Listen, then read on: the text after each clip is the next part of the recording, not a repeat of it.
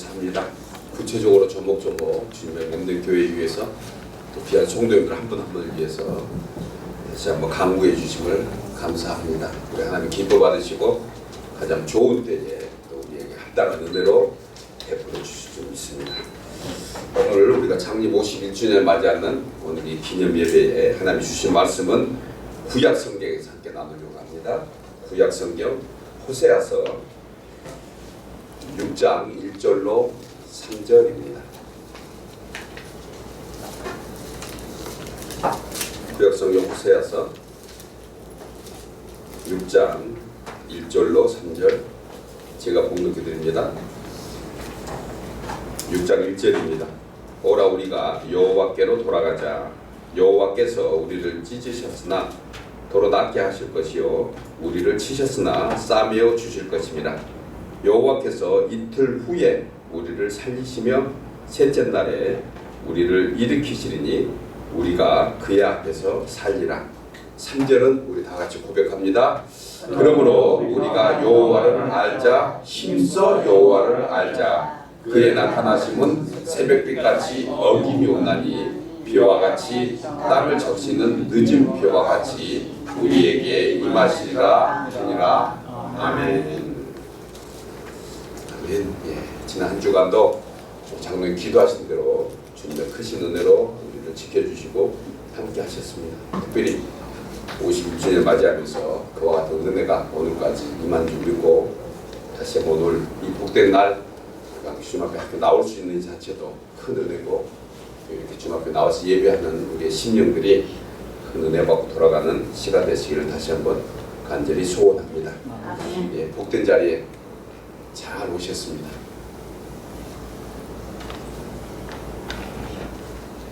지난주는 우리 교회가 창립 50주년 맞이하는 그런 의미 있는 한 주간이었습니다. 그리고 오늘 다시 한번 그것에 감사하는 그러한 감사 예배로 저희가 드리고 있습니다. 미국이 영국의 식민지로부터 독립을 선포한 이 본거지, 이곳에 하나님의 뜻이 있어서 51년 전에 필라델피아 교회를 세워주시고 오늘까지 인도해 주신 하나님께 먼저 감사와 영광을 우리 모두가 돌립니다. 사실 51년은 필라델피아 이민 역사에도 결코 짧은 그러한 시간, 세월은 아닙니다.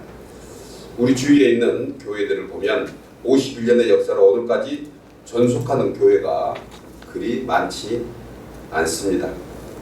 제가 잘 아는 캘리포니아에서 목회하시는 한 분이 주중에 축하한다고 연락이 오면서 본인이 섬기는 교회는 좀 규모가 있는 교회인데 46년 됐다고 하면서 51년의 세월 속에 교회가 이어간다는 게 쉽지 않습니다는 그런 축하를 보내왔습니다. 우리 필라델피아 지역의 교회를 살펴보면 또 51년의 역사를 가진 교회가 사실 한 너댓 교회 지금 이렇게 존속되고 있는 걸로 저는 생각합니다. 그러니 결코 어찌됐든 쉽지 않는 그런 교회의 역사인 것은 우리 모두가 공감하고 있습니다. 교회의 머리가 되시고 그리고 예수님께서 이 몸된 교회를 지켜주셔서 오늘까지 오게 한 줄 믿습니다. 또 우리 교회가 이민교회의 선구자적 역할을 감당하게 하신 것도 하나님의 섭리입니다. 오늘까지 주님의 몸된 필라델피아 교회가 우리 하나님의 귀한 은혜 가운데 참 여러분들이 오고 가면서 섬겼고 그리고 또 때를 따라서 파송되기도 했던 그러한 이미지가 있습니다. 인근 지역의 수많은 교회로 또 옮겨가기도 하고 여러 여건 때문에 그렇게 흩어지면서 살펴보면 든든한 교회들을 다 세워가는 것을 볼 수가 있습니다. 이처럼 하나님께서 일찍이 필라델피아 교회를 통해서 크고 위대한 일들을 계획하시고 섭리하셨다는 걸 생각하면 또한 이 모든 것은 우리 각자를 향하신 하나님의 크신 은총인 줄 믿습니다. 아멘. 요한계시록 1장 11절에 보면 소아시아 지역에 세워진 7개의 대표적인 초대교회들을 소개하고 있습니다. 그 가운데 우리가 잘 아는 필라델피아 교회가 있습니다. 물론 우리 필라델피아 교회와 지역도 다르고 이름도 좀 다릅니다. 그러나 이미지는 아주 비슷한 이름처럼 이미지도 비슷해서 저는 사실 초대교회 7교회 중에 빌라델피아 교회에 더 많은 관심과 애정이 더해집니다. 초대교회였던 빌라델피아는 헬라어의 필로스, 즉 사랑이라는 뜻과 아델포스라는 형제라는 그런 두 단어가 합성된 교회의 이름입니다. 이곳에 우리 필라델피아 교회도 같은 이미지의 이름을 가지고 있습니다. 형제 사랑, 필로스와 아델포스가 합쳐지는 이 필라델피아 지역의 이름이 우리 교회의 이름이기 때문에 그렇습니다. 또한 필라델피아 교회는 소아시아 7교회 중에서 6번째로 세워진 교회이고 그리고 가장 오래 지속된 교회로 기록되어 있습니다. 저도 생각해보면 역사를 보면 알게 모르게 우리 필라델피아 교회가 51년 전에 한 그 정도 6번째 정도 이 지역에 아마 얼추 세워지지 않았나 한번 생각을 해보았습니다. 당시 필라델피아 교회는 여러 가지 환란의 때에 성도들에게 용기와 소망을 주었던 그러한 교회의 사명을 잘 감당했습니다. 그 가운데 필라델피아 교회 터에는 6개의 기둥이 있었는데 지금은 3개의 기둥이 남아 있고 그리고 당시 얼마나 박해와 환란으로 심했는지 그 무너진 3개의 기둥이 증거이고 그리고 하나님이 든든히 세워가는 남은 3개의 기둥이 오늘날까지 교회를 의미하는 그러한 뜻이라는 생각을 해보게 됩니다. 하나님은 이곳저곳에 교회를 세우시고 주님의 몸된 교회를 통해서 수많은 영혼들이 구원에 이르게 하셨습니다.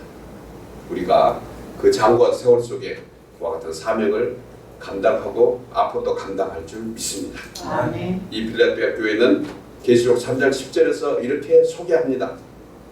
너가 나의 인내의 말씀을 지켰은즉 내가 또한 너를 지켜 시험의 때를 면하게 하리니 이는 장차 온 세상에 임하여 땅에 거하는 자들을 시험할 때라 내가 속히 오리니 네가 가진 것을 굳게 잡아 아무도 너의 멸류관을 빼앗지 못하게 하리라. 그러면서 이어지는 12절에서 이기는 자는 내 하나님 성전의 기둥이 되게 하리니 내가 하나님의 이름과 하나님의 성 곧 하나님께서 하늘에서 내 하나님께로부터 내려오는 새 예루살렘의 이름과 나의 새 이름을 그 위에 기록하리라 말씀하셨습니다. 주님이 우리 교회를 그와 같이 기록해 두고 계신 줄 믿습니다. 아멘. 이 얼마나 복되고 기쁘고 용기와 소망이 있는 그런 말씀입니까? 여러분 이처럼 우리 필라델피아 교회가 주님의 영광과 은혜 가운데 51주년의 지상교회의 사명을 감당함으로 하나님의 성전의 기둥이 되고 그리고 생명구원의 역사에 참여하게 하신 줄 다시 한번 감사하며 영광을 드립니다. 아멘. 여기 있는 여러분들 모두가 그 주역들입니다. 우리 교회는 비록 외형적으로 지금은 좀 미약하나마 주님의 말씀대로 내가 작은 능력을 가지고도 내 말을 지키며 내 이름을 배반하지 아니하였도다. 위로와 칭찬과 격려가 우리 가운데 52년의 역사 속에서도 계속 이어질 생각하고 우리 함께 미약하고 부족한 마음 끝까지 힘과 정성과 뜻을 다해서 주님의 몸된 필라델피아 교회를 위해서 우리 함께 세워가기를 바라면서 축복합니다. 아멘. 오늘 저는 이처럼 우리 필라델피아 교회가 51년을 맞이하는 감사 예배로 드리면서 하나님께서 지금 우리 각자에게 원하시는 것이 무엇인가 생각하다가 호세아 선지자의 간절한 외침을 묵상하게 되었습니다. 그러면서 51주년을 향한 우리 하나님의 우리를 향하신 뜻이 바로 이 제목 안에 있다고 생각하면서 다시 한번 함께 나누려고 합니다. 우리가 여호와께로 돌아가자. 이제 우리를 향하신 다시 한번 하나님의 뜻은 이 간절한 외침 속에 우리를 초청하고 있는 것입니다. 그래서 우리는 여호와께로 돌아가야 합니다. 오늘 저는 이 제목을 가지고 세 가지로 함께 본문을 통해서 그 시대를 오늘날 우리 시대로 생각하면서 함께 은혜를 나누려고 합니다. 첫째로 우리가 여호와께로 돌아가면 회복의 은총을 받게 됩니다. 우리 나누고 있겠습니다. 우리가 여호와께로 돌아가면 회복의 은총을 받게 됩니다. 본문 1절에 오라 우리가 여호와께로 돌아가자 여호와께서 우리를 찢으셨으나 도로 낫게 하실 것이요 우리를 치셨으나 싸매어 주실 것입니다. 본문의 내용은 북이스라엘의 멸망 직전을 배경하고 있습니다. 그 당시 이스라엘은 외형적으로는 번영되고 넉넉한 그러한 시기로 보여졌습니다. 경제적으로 부유했고 나라가 강성해 보였습니다. 그러나 반면에 부정과 부패가 난무했고 영적으로는 우상 숭배로 백성들은 음란한 여인 고멜과 같이 하나님을 떠나면서 처참한 멸망의 심판과 재앙이 임할 것을 호세아는 경고하고 있는 내용이 오늘 본문의 내용입니다. 여러분 오늘날 이 시대는 어떻습니까? 아니 시대를 말하면 조금 멀리 된 것 같아서 남의 얘기인 것 같아서 시대 얘기하지 말고 우리는 어떻습니까? 예전보다 경제적으로 풍성해졌고 이제 자녀들이 잘 장성해져서 여러 가지 여건과 생활이 넉넉해진 것만큼은 개인에 따라서 다르지만 공통적으로 같다는 생각을 갖게 됩니다. 당시 북이스라엘처럼 겉보기에는 멀쩡하고 생활은 여유로워졌다는 것입니다. 그런데 그것이 다가 아니었습니다. 호세아 선지자는 이것이 다가 아니라고 얘기합니다. 그 이면에 숨어있는 그러한 하나님의 심판이 있음을 경고하면서 곧 멸망할 것이라는 그런 안타까운 소식을 전하고 있습니다. 여러분 인간은 창조주신 하나님을 떠나서는 온전히 살아갈 수가 없는 존재입니다. 그럼에도 불구하고 죄인된 인간은 하나님을 떠나는 것이 행복이고 자유라고 생각하기도 합니다. 참으로 교만한 생각입니다. 하나님을 떠나서 성도는 결코 살 수 없습니다. 세상 사람은 어찌하든지 그들도 하나님 안에 살아야 되지만 하나님의 자녀된 우리는 더욱 그렇다는 것입니다. 하나님을 떠나서는 우리는 아무것도 아니라는 사실에 우리 모두가 함께 이 시간 깊은 생각을 해야 합니다.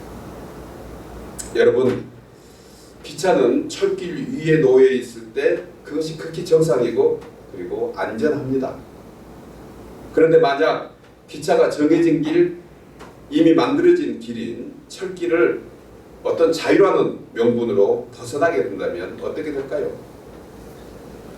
그때부터 기차는 기차가 아닙니다. 그렇다고 자동차가 되는 것도 아닙니다.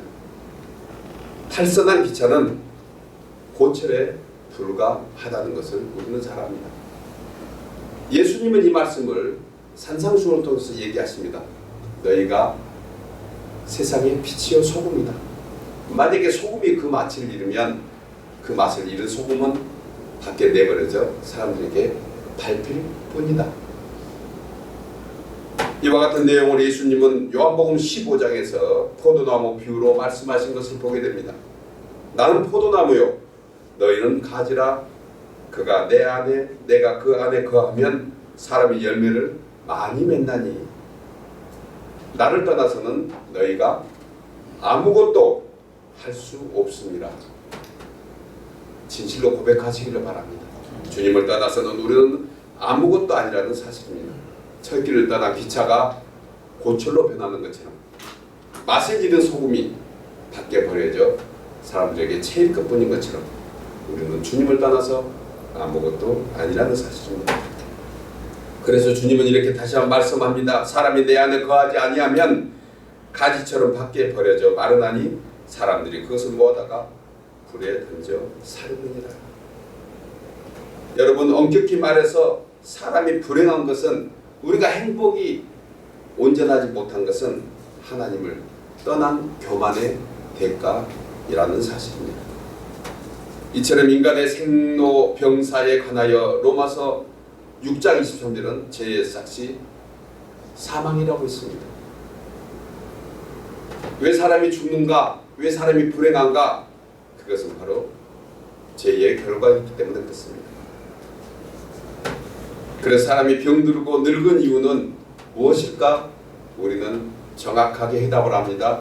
바로 죄의 결과입니다. 그런데 이 안타까운 선포는 이미 불순종으로 인하여 하나님의 동산 에덴을 떠날 때부터 시작되었습니다. 사람의 노력이나 의지로 결코 회복될 수 있는 조건들이 아닙니다. 회복될 수 있는 것은 주님의 은혜와 사랑만이 가능합니다. 그래서 우리는 그 새로운 길, 회복된 길을 찾아 나가야 합니다. 그렇기 때문에 우리는 모두 여호와 하나님께로 돌아가야 한다는 것입니다. 그 길을 열어주시고 그곳을 다시 한번 보여주시고 그곳으로 초청을 하고 계십니다. 저와 여러분이 오늘 예배 자리에 나온 것도 그와 같은 초청의 일부인 줄 믿습니다. 이 회복의 초청을 주님은 이렇게 초청장에 쓰고 계십니다. 여호와께서 우리를 찢으셨으나 도로 낫게 하실 것이요 우리를 치시사 싸매어 주실 것입니다. 이렇게 초청하시면서 호세아 선지자의 그 간절한 외침을 이렇게 다시 한번 우리에게 선포합니다. 오라 우리가 여호와께로 돌아가자. 오라 모두가 다 모입시다. 그리고 우리 모두 다 여호와께로 돌아갑시다. 다윗은 시편 103편에서 내 영혼아 여호와를 송축하며 그의 모든 은택을 잊지 말지어다. 그가 내 모든 죄악을 사하시며 내 모든 병을 고치시며 내 생명을 파멸해서 속량하시고 인자와 국률로 가득 씌우시며 좋은 것으로 내 소원을 만족하게 하사 내 청춘을 독수리같이 새롭게 하시는도다. 이와 같은 은혜가 있기를 바랍니다. 그러면서 주 여호와께로 돌아가는 모든 자는 생로병사에서 자유케 되는 것은 그 사망의 근원인 모든 죄에서 사함을 해주시기 때문이기 때문입니다. 그래서 우리는 성도를 이끌어서 영생의 자녀라고 얘기합니다. 여러분 이 초청장을 누가 보내고 계십니까? 이 초청장을 보내신 분이 바로 하나님이십니다. 그분은 신실하십니다. 그분은 변함이 없으신 우리의 아버지이십니다. 우리 인생의 생사, 화복, 생로병사를 주관하시는 우리 하나님이 바로 우리를 이와 같은 모든 구속에서 자유케 하시고자 또 초청해 주고 계십니다. 여러분 우리는 하나님을 떠나서 아무것도 아닙니다. 그렇게 찾고 원하고 바라던 행복도 육신의 강건함도 그 어떤 것도 우리는 다 온전하지 못합니다. 그래서 우리는 여호와 하나님께로 다시 돌아가야 삽니다. 사랑하는 여러분 이제 다시 하나님께로 돌아갑시다. 그리고 이 회복의 통로가 되시는 예수 그리스도 안에서 범사의 회복 연증을 받아 누리는 우리 복된 성도들 하나님의 귀한 권속들 되기를 주의 이름으로 축복합니다. 아멘. 두 번째로 우리가 여호와께로 돌아가면 생명의 구원을 받게 됩니다. 우리 나누어 읽겠습니다. 우리가 여호와께로 돌아가면 생명의 구원을 받게 됩니다. 본문 2절에 여호와께서 이틀 후에 우리를 살리시며 셋째 날에 우리를 일으키시더니 우리가 그의 앞에서 살리라. 본절에서 선지자는 구원의 날에 관하여 이틀과 3일이라는 어떠한 날짜를 언급하고 있습니다. 이것에 관해서 신학자 케일리는 이는 이스라엘의 회복이 빠르고 확실하게 성취될 것임을 얘기하고 있다고 해석합니다. 저도 공감합니다.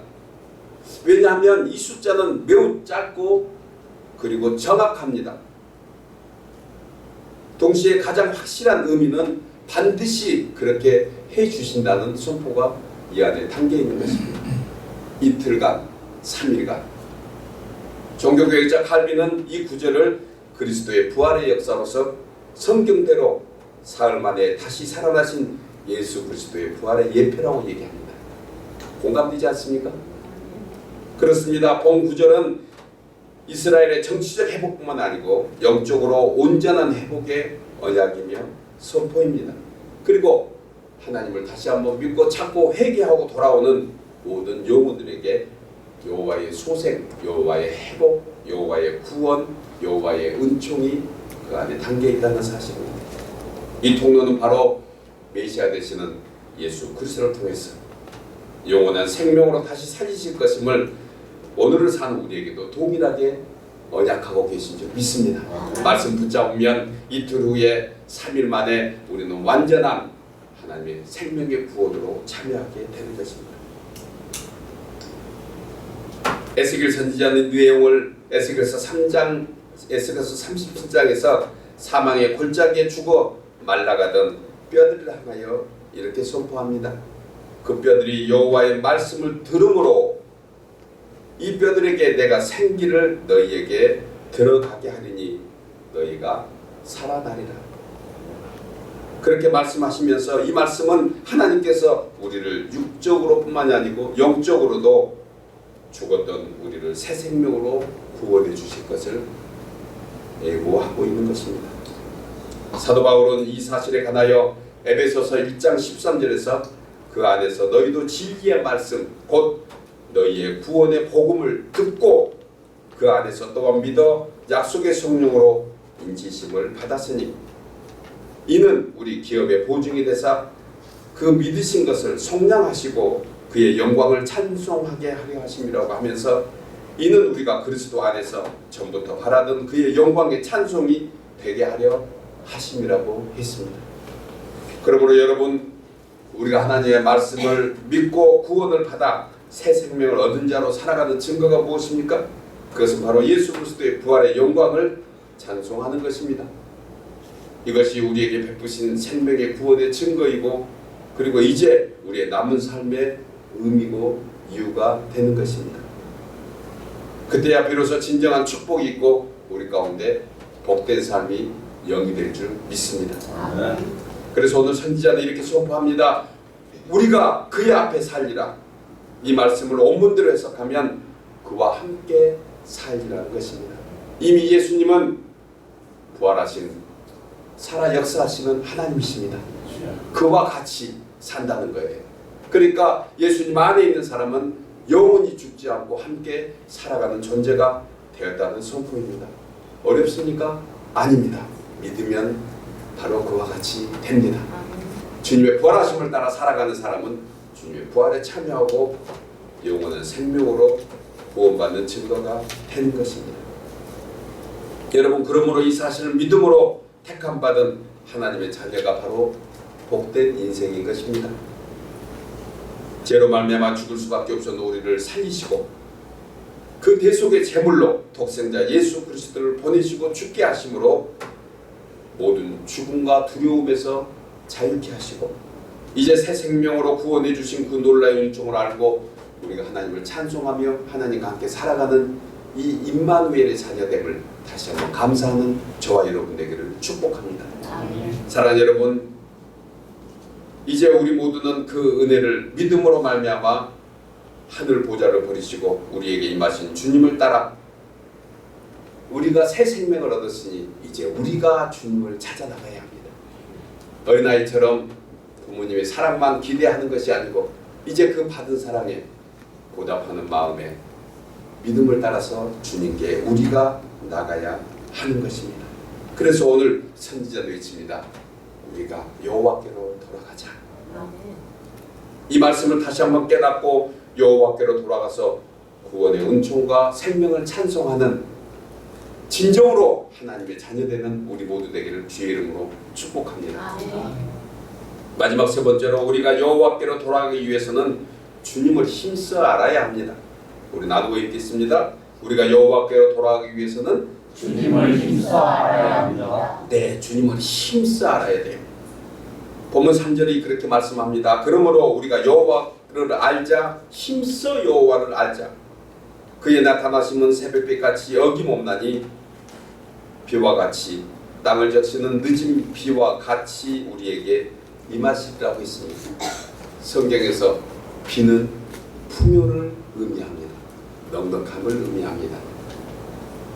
본절에서 선지자는 그의 나오심이 새벽빛같이 일정하다 했습니다. 여기서 나오심의 히브리어는 야차라는 단어를 쓰고 있는데 매일 정한 시간, 정한 장소에 해가 떠오르는 것을 의미합니다. 여러분, 인간의 힘으로 떠오르는 해를 막을 수가 있나요? 인간이 너무 덥다고 해가 빨리 지라고 얘기한다고 해가 지나요?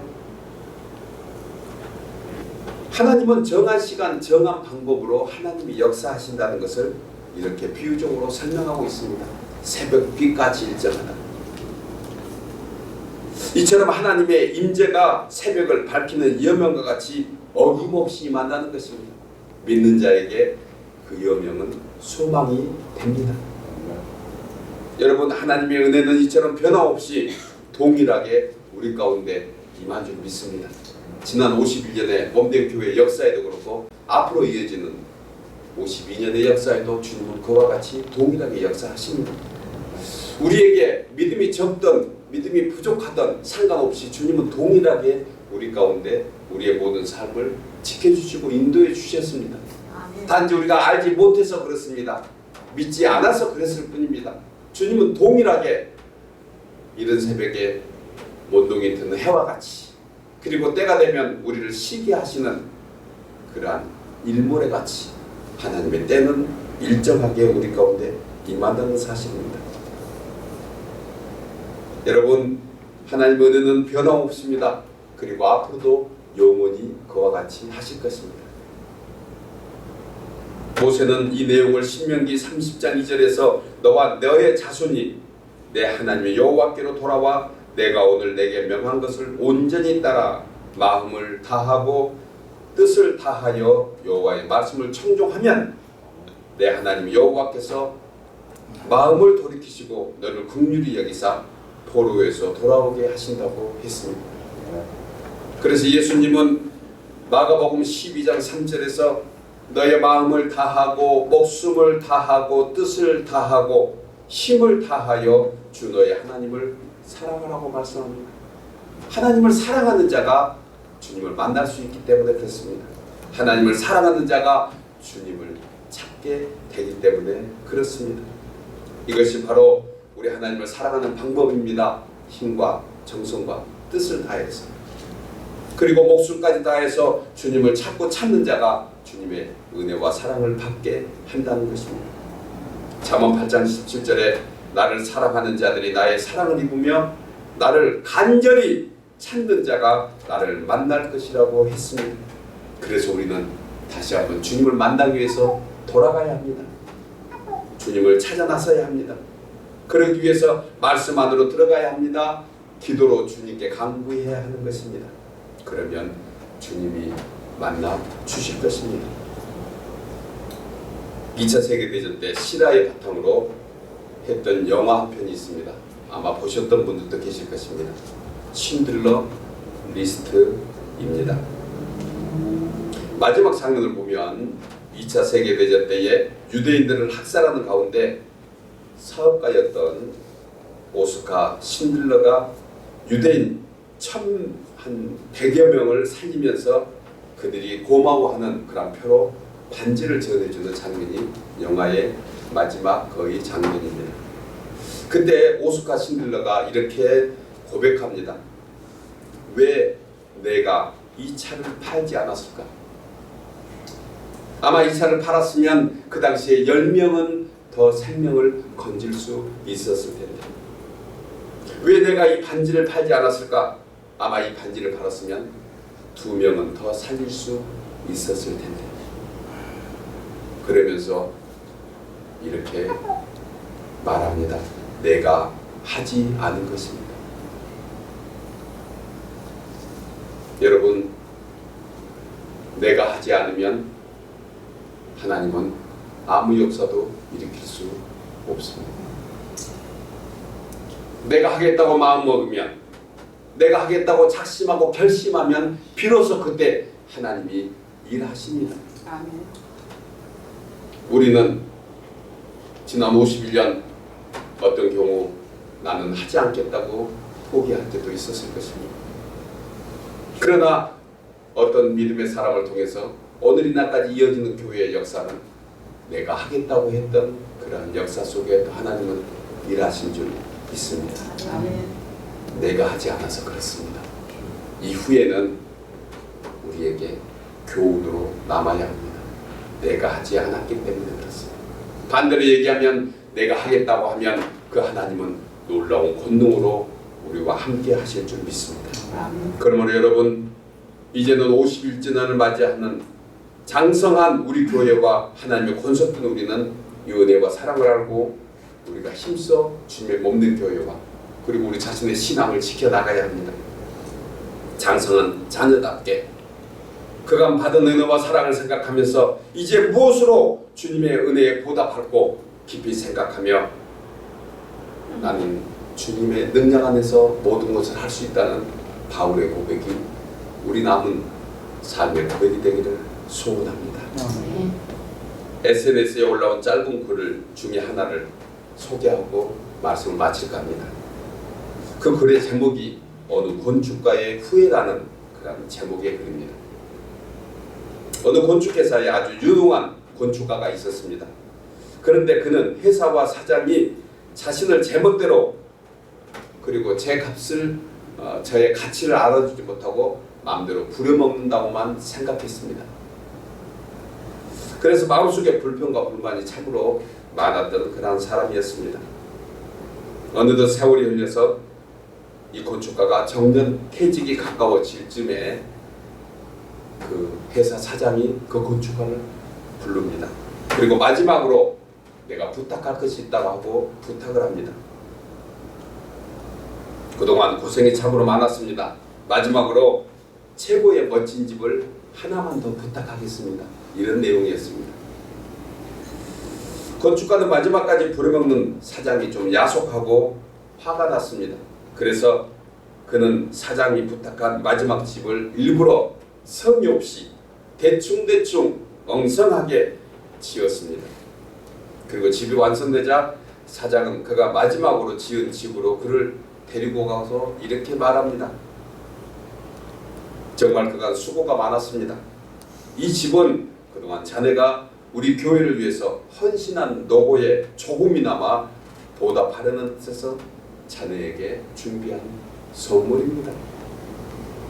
이 집에서 남은 여생 가족들과 행복하게 지내십시오. 여러분, 그 건축가가 이 말을 들었을 때 어떤 생각을 했을까요? 사장의 말을 들은 그 건축가는 순간 땅을 치면서 후회하고 사장의 깊은 뜻을 모르고 대충 집을 지은 자신을 원망하며 한탄했다는 그러한 얘기가 바로 이 스토리의 얘기입니다. 여러분, 하나님께서는 우리 각자에게 가장 합당한 달란트를 주셨습니다. 어떤 사람에게는 5달란트를 주셨습니다. 어떤 사람에게는 2달란트를 주셨습니다. 어떤 사람에게는 1달란트만 주셨습니다. 그것은 주인이 알아서 합당하게 주신 것입니다. 5달란트 받은 사람 자랑할 것도 없고 교만할 것도 없습니다. 1달란트 받았다고 해서 스스로 자신을 실망하거나 불평할 것도 없습니다. 하나님이 합당히 주셨습니다.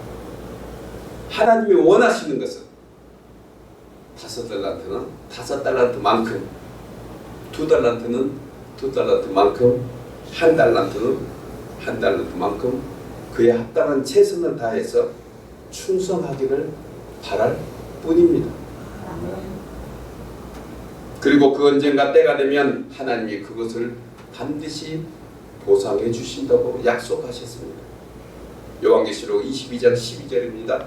보라, 내가 속히 오리니 내가 줄 상이 내게 있어 각 사람에게 그가 행한 대로 갚아주리라. 언젠가 사모님과 함께 얘기 나누면서 이런 얘기를 들었습니다. 목사님, 이제 힘들어서 제가 섬기는 것 못합니다. 우리 사모님, 지금 주님 품에 계시는 목사님 곁에 계실 때 잘 섬겼습니다. 그때는 그때의 때입니다. 그리고 이제 남은 후임들에게 하나님은 그것을 바라고 계십니다. 내가 하지 않으면 주님이 아무것도 못하십니다. 내가 하면 비로소 주님이 일하신 것을 체험하게 될 것입니다. 사모님은 사모님 때에, 그리고 제 아내는 제 아내 때에, 그리고 여기 계신 하나님의 권속들은 그때에 주님이 원하고 바라시는 것이 있습니다. 우리가 할 것은 충성입니다. 힘을 다하고 뜻을 다하고 정성을 다하면 그곳으로 됩니다. 5달란트는 5달란트대로, 2달란트도 2달란트대로, 1달란트는 1달란트대로 우리 충성합시다. 아멘. 주님께 돌아가는 길은 바로 그것입니다. 사랑하는 여러분, 그 언젠가 마지막 때면 우리 모두는 주님 앞에 설 것입니다. 그리고 우리 각자가 주의 나라와 주님의 몸된 교회를 위해서 힘써 정성과 뜻을 다하는 그대로 생명의 멸류관으로 우리에게 씌워 주실 것입니다. 우리 그날까지 최선을 다합시다. 아멘. 내가 일한다 하면 주님이 일하시는 것을 볼 것입니다. 우리 함께 이제 52년을 향한 이 여정, 아니 그보다 더 이어지는 하나님의 몸된 교회의 여정 가운데 끝까지 함께 힘써서 참여해서 잘했다 칭찬 듣는 우리 모두 되기를 주의 이름으로 축복합니다. 아멘. 기도하겠습니다.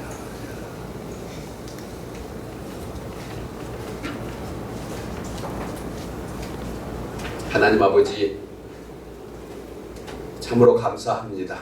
오늘 주신 말씀을 따라 보면 우리가 오늘 예배 자리에 나온 것도 주님의 초청하심이고, 그리고 우리가 지난 한 주간, 아니 지났던 모든 세월 속에 우리의 연약함 때문에 지었던 허물과 모든 죄를 사하여 주시고 다시 새 생명의 삶으로 이어가게 하신 초청인 줄 믿고 감사합니다.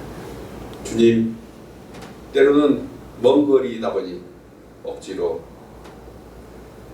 예배에 참여하는 것도 힘들다 생각했을 때도 있었습니다. 그러나 그 기간만큼 우리 주님은 우리의 그 믿음과 정성을 보시고 하늘 천성에 하나님의 놀라운 상급으로 준비하신 줄 믿습니다. 이 종이 주님의 몸된 교회를 섬기면서 생각했던 것이 이것입니다. 큰 교회는 많은 성도들이 함께 힘을 바쳐서 노를 젓기 때문에 쉽게 갈 것입니다. 그러나 작은 교회, 미약한 교회는 그러지 못합니다. 조금 더디고 조금 늦게 가더라도 우리는 목표를 잃지 않겠습니다. 라는 고백을 합니다. 하나님, 때로는 많은 성도들이 함께 일을 하면서 우리가 어떤 모습에서 자랑거리가 되고 우리의 용기가 되고 우리의 소망이 되는 것, 우리의 욕심입니다. 주님은 우리 장로님 기도하신 대로 작은 것 하나도, 비록 1달란트 받고 있지만 그 1달란트를 받은 자가 충성되에 힘써서 그 남은 1달란트를 하나님께 돌려드리는 것을 기대하고 계셨던 것을 우리는 잘 압니다. 이때 다시 한번 하나님 그 용기에 힘입어서 이 말씀을 붙잡고 우리가 주님의 뜻 안에 돌아가기를 소원합니다. 하나님의 역사 속에 참여하기를 원합니다. 우리의 바람대로 안 되고 우리의 생각대로 안 되는 그러한 미흡함이 있다 하더라도 주님의 뜻이 있고 주님은 단지 충성되이 겸손히 하나님의 뜻에 순종하는 것이 주님의 뜻인 줄 다시 한번 생각합니다. 하나님, 이 종은 우리 몸된 교회, 미약한 교회가 이렇게 함께 놀라운 은혜로 믿음으로 살아가는 것 이 자체가 기적이라고 여겨집니다. 하나님, 우리 교회를 향한 하나님의 섭리와 역사가 계속된 기적으로 이어가게 하여 주옵소서. 아멘. 주님 기뻐하심을 따라 하나님 몸된 교회에 속해 있는 귀한 성도들, 그 언젠가 주님 만날 때 내가 작은 것에 충성했으니 큰 것으로 내게 맡긴다는 하나님의 진리의 말씀 가운데 우리 모두가 소망을 갖고 끝까지 주님의 몸된 교회를 섬기며 함께 살펴가는 귀한 성도들 되게 하여 주옵소서. 하나님을 기뻐하는 그러한 자리에 있게 하여 주옵시고, 하나님, 내가 하지 않아서 아무것도 하지 못했다는 그런 후회가 아니고 내가 할 수 있는 한 주님의 능력 주시는 자 안에서 모든 것을 했다는 바울의 고백처럼 우리가 그러한 고백으로 주님의 몸된 교회를 섬기게 하여 주옵소서. 아버지 하나님, 다시 한번 필라델피아 교회를 형제 사랑의 우애의 우리 하나님의 사랑의 그러한 귀한 교회로 세워주시고, 오늘 함께 예배하는 모든 주의 심령들이 이 귀한 사명을 받들어 끝까지 힘과 정성과 뜻을 다해서 주님의 교회를, 주님의 나라를 함께 세워가는 귀한 권속들 다 되게 하여 주시옵소서. 다시 한번 지난 모든 역사 가운데 함께 하시며 앞으로 이어가실 주님께 찬송과 영광을 돌려드리오며 예수님 이름으로 간절히 기도하옵나이다. 아멘.